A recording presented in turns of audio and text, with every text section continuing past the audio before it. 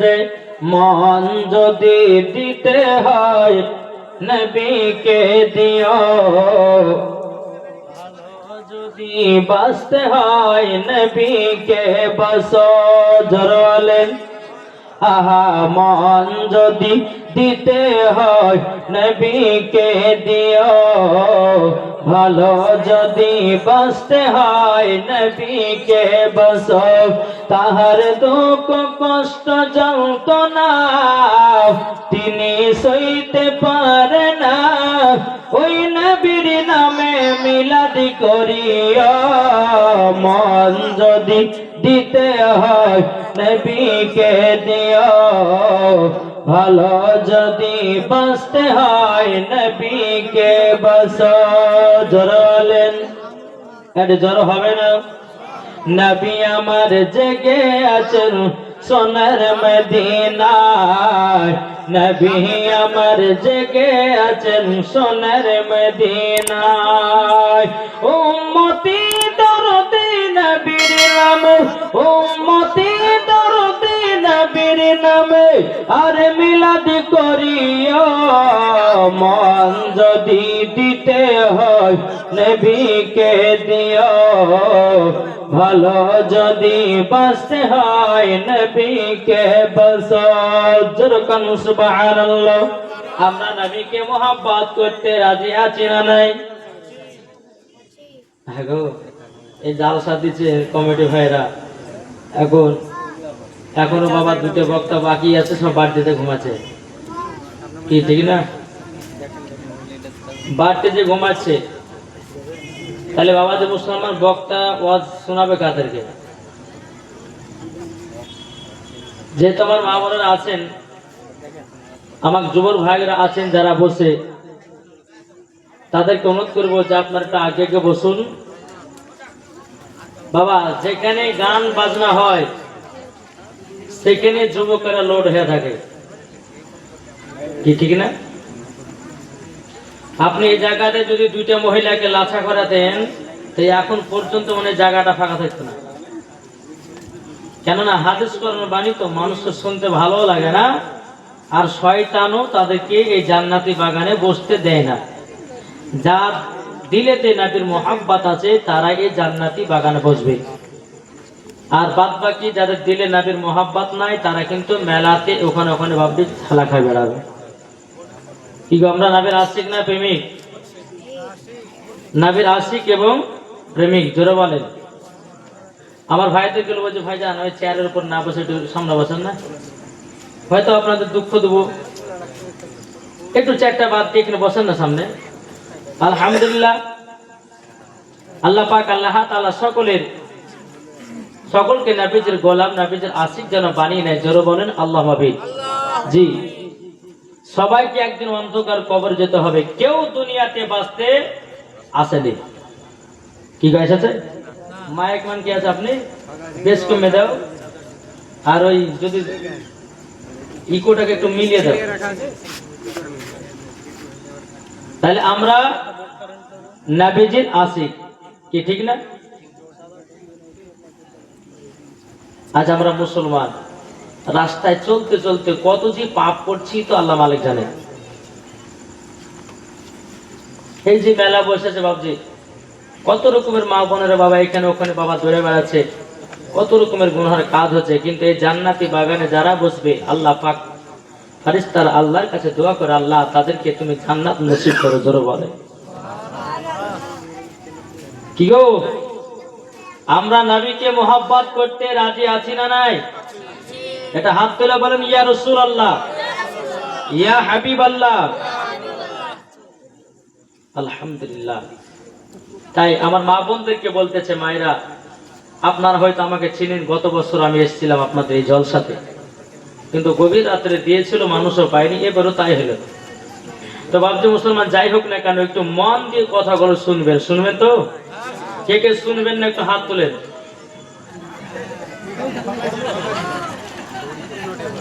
শুনবেন তো? কে কে শুনবেন হাত তোলেন। আলহামদুলিল্লাহ। তাই বলতেছে একদিন তোমার নাম হবে লাশ, একদিন আমার নাম হবে লাশ। জোরে বলেন, কি ঠিক না? একদিন তোমার নাম হবে লাশ, একদিন আমার নাম হবে লাশ। সাদা কাপড় পরবে দেহ, রবে না আর আপনি কেহ। সাদা কাপড় পরবে দেহ, রবে না আর আপনি কেহ। বন্ধ হবে রে নিঃশ্বাস, একদিন তোমার নাম হবে লাশ, একদিন আমার নাম হবে লাশ। কি ঠিক কিনা বলেন? মসজিদে এলানি হবে, একে একে জানবে সবে, সকলে আসবে তোমার বাড়ি। মসজিদে এলানি হবে, একে একে জানবে সবে, সকলে আসবে তোমার বাড়ি। বড় পাতে গরম পানি আনিবে কেউ আতর দানি, বড় পাতা গরম পানি আনিবে কেউ আতর দানি। কেউ গিয়ে কাটবে ঝাড়ের বাস, একদিন তোমার নাম হবে লাশ, একদিন তোমার নাম হবে লাশ। জোরে বলেন। একজন দিয়েছে 1000 টাকা, সুরজামান ট্রাক্টর বেলা দিয়েছে 1000 টাকা। আল্লাহ তিনার দানকে কবুল করুন। জোরে বলেন। বাবাজি মুসলমান ভাইয়েরও, হে সোনাবানিকেরও, বেরাদুল ইসলাম মুআদ্দিন সামানিক রামও, আমার আল্লাহ পাক আল্লাহ তাআলা বলছো, আমার বান্দা বান্দিরো, ও বান্দা বান্দিরো, তোমরা যদি কবরে আসান পেতে চাও, তোমরা যদি কবরে শান্তি পেতে চাও, আগে দয়াল নবীকে চিনে নাও। কি গো, ঠিক না?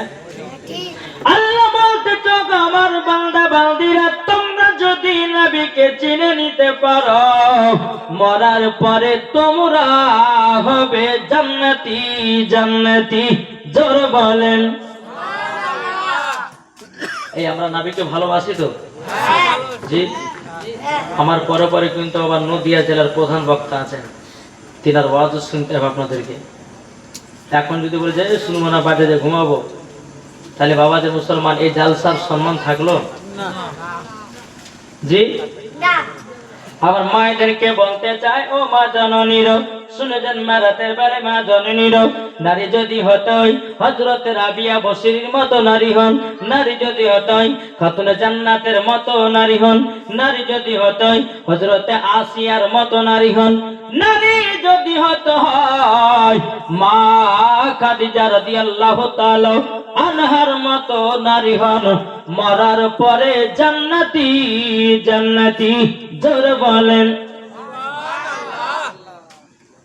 আমি পবিত্র কোরআন থেকে তেলাওয়াত করেছি, আল্লাহ বলতেছেন, আন নাবিয়্যু আওলা বিল মুমিনিনা মিন আনফুসিহিম, প্রত্যেকটা মুমিনের আত্মার চাইতে আমার নবীজি নিকটে আছে। জোরে বলেন সুবহানাল্লাহ।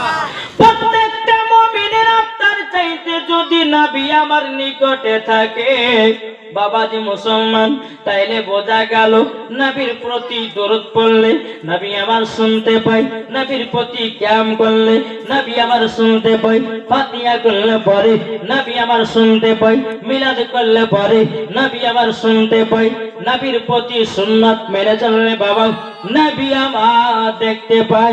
এটাই বাবা সুন্নিদের আকীদা। ঠিক না? সুন্নিদের আকীদা। জি। আজ আমরা মুসলমান, আজ আমরা সঠিকভাবে ঠিক মতো চলতে পারছি না। নামাজ পড়তে বাবা শুধু খাই, তাহলে নামাজ কি আল্লাহ দরবারে কবুল হবে নাকি? জি, কবুল হবে না? হবে না। আমরা আজ মুসলমান, নামাজ পড়ি, চুরিও করি, নামাজ পড়ি, মিথ্যা কথা বলি, নামাজ পড়ি, হারাম খাই, নামাজ পড়ি, কত রকমের বাবা গীবাত কে বেড়াই, নামাজ পড়ি, কত রকমের পাপ কাজ করি। আমার আল্লাহ পাক আল্লাহ তাআলা বলছো, আমার বান্দা বান্দিরা, তোমরা যদি নবীকে এক বিন্দু মোহাব্বত করে যদি অন্ধকার কবরে যাও, আমার আল্লাহ পাক আল্লাহ তাআলা বলতেছে মরার পরে জান্নাতি জান্নাতি। আমার আল্লাহ বলছো, আমার বান্দা বান্দিরা, নবীকে মোহাব্বত যদি করতে হয় হযরত উমর ফারুকের মতো করো, নবীকে যদি মোহাব্বত করতে হয় হযরত আপনারা আবু বকর সিদ্দিকের মতো করো, নবীকে যদি মোহাব্বত করতে হয় হযরত উসমান গানির মতো করো, নবীকে যদি মোহাব্বত করতে হয় ইমাম হাসান ইমাম হোসাইনের মতো করো, নবীকে যদি মোহাব্বত করতে হয় ও বাবাজি মুসলমান ভাইরা হযরতে বেলালের মতো করো, নবীকে যদি মোহাব্বত করতে হয় গৌসে পাকের মতো করো, নবীকে যদি মোহাব্বত করতে হয় বাবাজি খাজা মঈনুদ্দিনের মতো করো, মরার পরে জান্নাতি জান্নাতি। এই জোর হবে না সুবহানাল্লাহ? আমরা ওয়াজ শুনি বাবা, কিন্তু এই বসে আছে তাই, কিন্তু মন দেখে ওয়াজ শুনছি না। কি গো শুনছেন না? তো জোর সুবহানাল্লাহ বলেন না? বাবাজি মুসলমান ভাইয়েরাও, এই সোনা মানিকেরা, মাইক কিন্তু সেটিং হয়নি আমার, আমার আসল মাইকেরই লাগবে, এটা ভালো করে ঠিক করো। আল্লাহুম্মা সাল্লি আলা سيدنا مولانا محمد ওয়ালা আলি সাইয়্যিদিনা مولانا মুহাম্মদ সাল্লাল্লাহু তাআলা আলাইহি সাল্লাম। বাবাজি মুসলমান ভাইরা, তাইলে আপনাদেরকে বলতে চাই, আজ আমরা নবীকে মোহাব্বত করে অন্ধকার কবরে যাব, বাবাজি আমাদের জন্য ভালো না খারাপ? জি আচ্ছা, আমরা নবীকে মোহাব্বত করি তো? ইমাম হাসান হোসেনকে মোহাব্বত করি তো? একটা হাত তুলে বলতেন ইয়া হোসাইন, জোরে বলেন ইয়া হোসাইন। আচ্ছা, হোসাইনের মোহাব্বতে একটা ভাই 10 বস্তা সিমেন্ট দিতে পারবেন না? কেউ আছেন হোসাইনের মোহাব্বতে? কেউ আছেন? কেউ হবে না? 10 বস্তা সিমেন্ট আমি তার জন্য খাস করে দোয়া করবো আল্লাহর কাছে। কেউ নাই? কি নাম? আপনি দেবেন? দেখেন নওশাদ আলী, আর একটা দিবে গো ওই পেছনেটা, সারিকুল ভাই এবং নওশাদ আলী, তিনারা 10 বস্তা করে দিয়েছে, 20 বস্তা সিমেন্ট। না দেবে না রিসালাত মাসলাক আল হাজরাত, আল্লাহ জাসাতে যে নিয়তে দিয়েছে দান 20 বস্তা সিমেন্ট, আল্লাহ গো তিনার দানটা কবুল করে নিন, জোর কন্না আল্লাহুম্মা আমিন।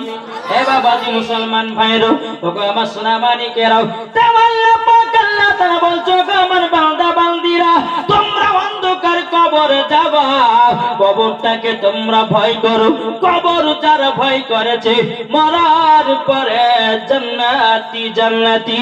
জোর বলেন সুবহানাল্লাহ। আমার নবী বলছো, আমার উম্মত উম্মতানেরা, তোমরা যদি ইমাম হোসেনকে যদি মোহাব্বত করো অন্ধকার কবরে যাও, তোমরা যদি পাক পাঞ্জাতুনকে মোহাব্বত করো মরার পরে জান্নাতি জান্নাতি। জোর বলেন সুবহানাল্লাহ। একদিন আমার নবী মুস্তাফা জি, একদিন খাতুনে জান্নাত মা ফাতেমা রাদিয়াল্লাহু তাআলা আনহা, তিনি 3 দিন ধরে তিনার বাড়িতে চুলহা জ্বলে না। কদিন? 3 দিন। ও মা খালা একটু মন দিয়ে শুনবে, অনেকে মায়েরা জালসা শুনতে আসে, বলে বাবু চল আর শুনবো না, বাড়িতে যে ঘুমাবো। কে দিয়েছে? শামসুল ট্রাক্টর বালা। ওই ট্রাক্টর বালাটা কই? হ্যাঁ, শামসুল ট্রাক্টর বালা, তিনি দিয়েছে 5 বস্তা সিমেন্ট। নারে তাকবীর, নারে রিসালাত। আল্লাহ যা আসাতে যে নিয়তে দিয়েছে দান, আল্লাহ তিনার দানটা কবুল করুন, জোরে বলেন আল্লাহ আমিন।